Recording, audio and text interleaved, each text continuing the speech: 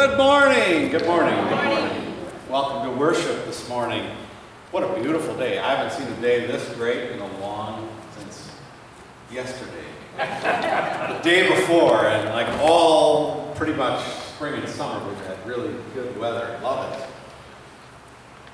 A couple of announcements today.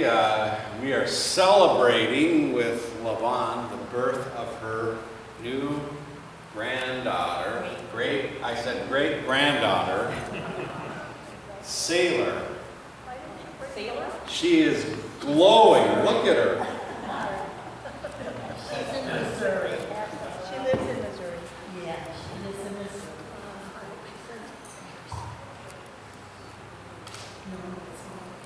And let's see, we had a huge group at the Vine yesterday, which was kind of fun. So some of those people are not here this morning, but thank you for sitting a little bit forward. I appreciate that. Makes our feeling a little bit more loving. I don't know how else to describe it. What are the flowers from? The flowers are Chins. from the Chin group. They have a little flower committee of, to me they look like 7th grade girls who get together to make these flower arrangements on Saturdays. They're probably like mothers, who knows, I don't know. Everybody looks young, don't they? People just look younger now, kids today. We got some visitors here today, isn't that nice? Yes. My longtime family friend Brian Radke, originally from the Cedarburg Radkes, is visiting with us today. And Amelia is Mike's granddaughter. So we got a ways to go to be great-granddaughter material.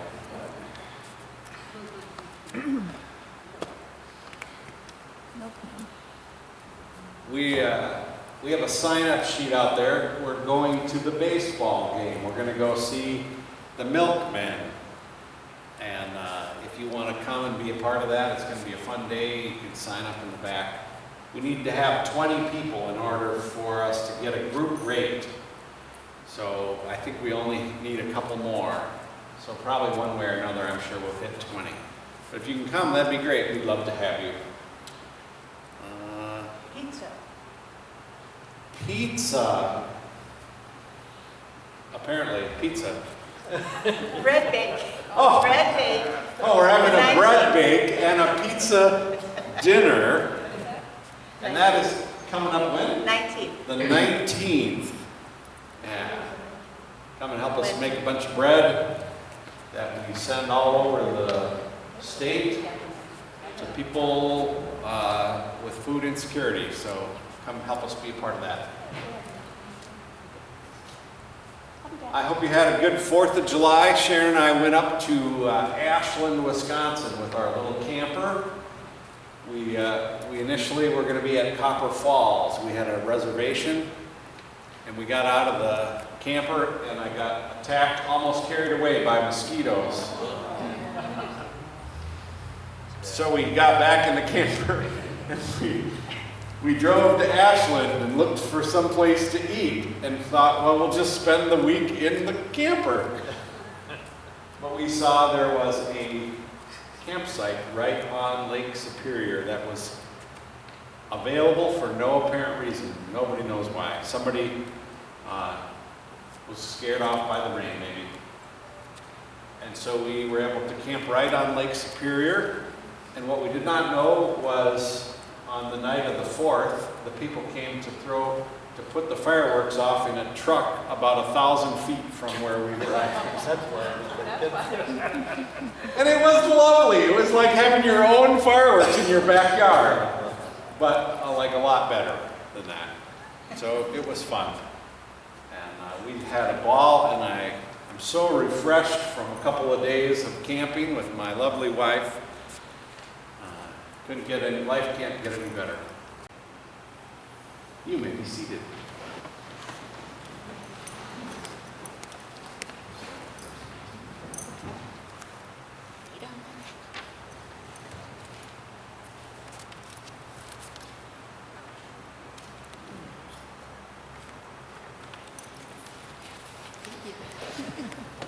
just like we did in rehearsal. Today's reading is from the book of Amos. Woe to you who desire the day of the Lord. Why would you have the day of the Lord? It is darkness and not light, as if a man fled from a lion and a bear met him, or went into the house and leaned with his blood or with his hand against the wall, and a serpent bit him. Is not the day of the Lord darkness and not light, and gloom with no brightness in it? I despise your feasts, and I take no delight in your solemn assemblies. Even though you offer me your burnt offerings and cereal offerings, I will not accept them. And the peace offerings of your fatted beasts I will not look upon. Take away from me the noise of your songs. To the melody of your harps I will not listen. But let justice roll down like waters, and righteousness like an ever-flowing stream. Here ends the reading.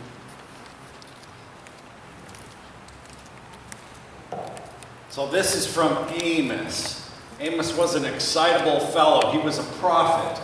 And his job was to try to set the king straight. Not an easy job. And most prophets didn't last too long. If you are the prophet in your marriage, you are going to sleep on the couch a lot. It's the job of the prophet.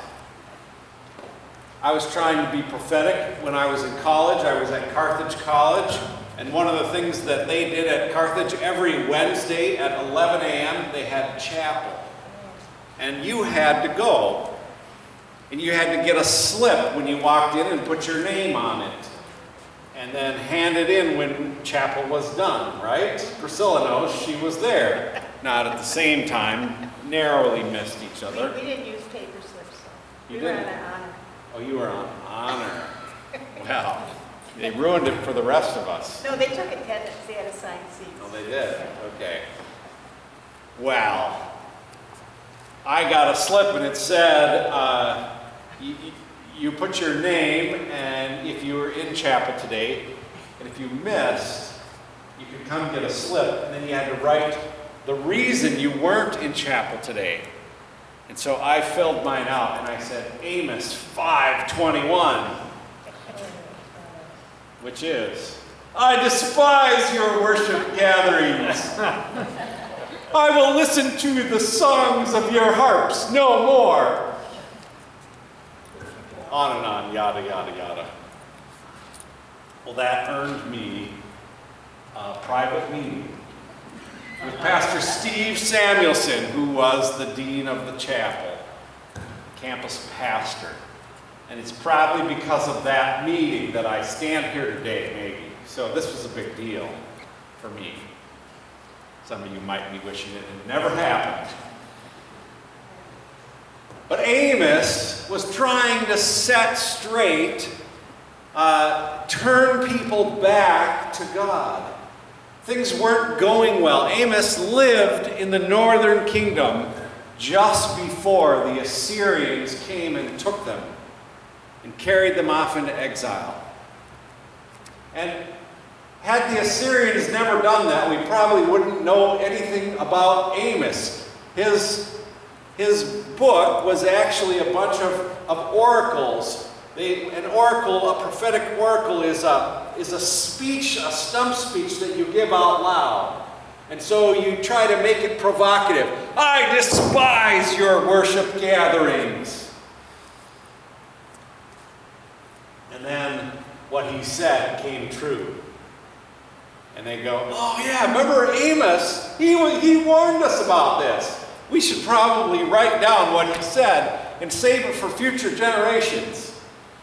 Maybe. I don't know how it all worked out. Maybe Amos didn't write it until afterwards. It's easy to be prophetic after the fact, isn't it? You know, hindsight and all. But the message is that if you are not doing justice and righteousness, none of this worship stuff matters. Don't kid yourself into thinking what God needs is people to worship God. What God needs is for people to create a world that works for everybody. A world full of righteousness and justice. The last line of this, let your justice roll down like water, and your righteousness like an ever-flowing stream. That is what you call a parallelism in the Bible, where there are two sentences that say the same thing. They mean the same thing, but use different words. And so what Amos is saying is that not do you need justice and you need righteousness. He's saying that justice and righteousness are the same. So let's unpack that. What is righteousness, first of all? The word righteousness that we have in English comes from the Greek word dikaiosine. And what it means in its number one translation, the very first thing you come to is right with usness. So righteousness means that we're right with each other. We are connected to each other. We look out for each other. We're kind. We are right with each other and for each other. It is only later that the definition of righteousness became holiness, which has nothing to do with a relationship. It has everything to do with a state of being. What about justice? Well, the word justice, as used in this case, means, well, he's saying it means righteousness. But it means that there is enough to go around. It's called distributive justice. So it's a fairness, that everybody gets a fair shake in life. Everybody has the barriers of success removed. That's what justice meant. What does it mean today? Well, often it means punishment. You're going to get what's coming to you. Right? God is a just God, and justice and judging are sort of in the same vein. But that's not what Amos was talking about. Earlier in the book of Amos, he calls the women the cows of Bashan. I don't know if that was flattering to them or not, but it certainly would not be flattering to women today. He was saying that they only worry about themselves. And so, God has turned God's back on them. And bad things are going to happen. For us, how do we achieve this? How do we achieve justice and righteousness?